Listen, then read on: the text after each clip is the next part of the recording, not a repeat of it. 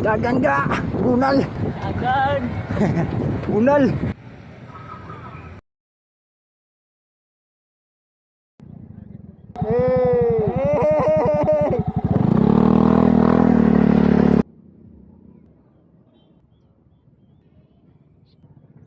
May hapon sa tanan diha mga ga, another day, another life, another blessing na po sa tanan.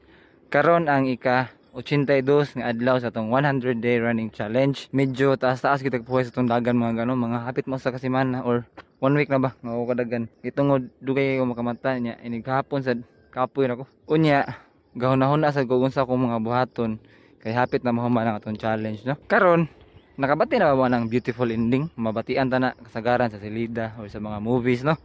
Pero wala ta kabantay nga kana day may tabo na sa tong pangadlaw-adlaw nga kinabuhi no.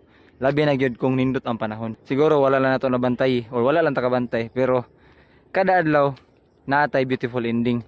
So kung ganahan mo makakita sa beautiful ending kada adlaw nga mahitabo sa inyong kinabuhi labi na gyud nindot ang panahon. Uban ni ko ninyo sa akong dagan karon. Di ta maglangay para makaabot ta sa beautiful ending. Adto ako, dagan ako. Ay go.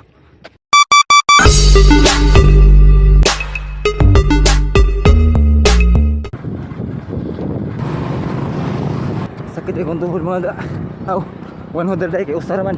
Manang kamot na makaabot ano sa beautiful ending. Bahala gina itong facing. Para yun ta. Ita mo hulong. Bunal. Nata dire mga ga. Naabot na ta. Dara ang beautiful nga ending ako pasabot eh.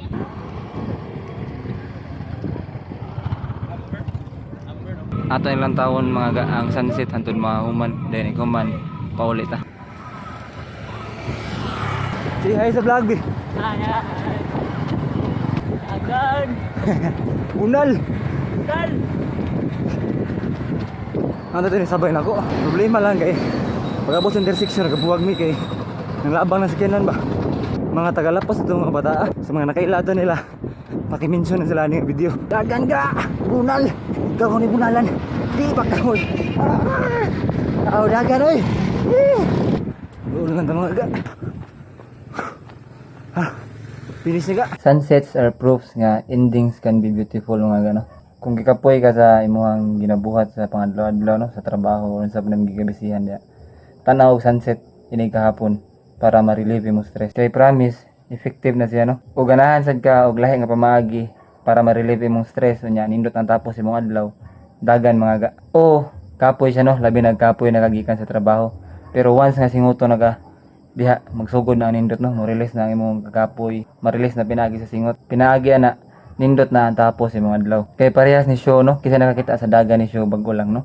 Katong 100 km, katong ultra marathon. Nakakita mo sa journey ni show sa iyang dagan, grabe kakapoy. Grabe ang exhaustion no, ang battle nimo against sa race o against sa imong kagalingon. Pero sa gibuhat ni show, wala siya ni hunong no. Ni padayon ra gid siya bisag unsa niya kakapoy, bisag unsa niya kahago. Gihuman gid niya ang race no. Wala siya magmatter no kung unsa na siya kakapoy, unsa yang kahimtang. Mas nagmatter si show kung unsa ka nindot or unsa ka beautiful ang ending sa race no. So dito nga part mga ga believe ko ni show no. So sama ni show atong buhaton kada adlaw bisag unsa ta kakapoy, bisag unsa ta kahago.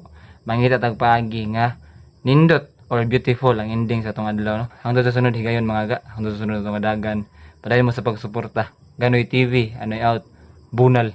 See you!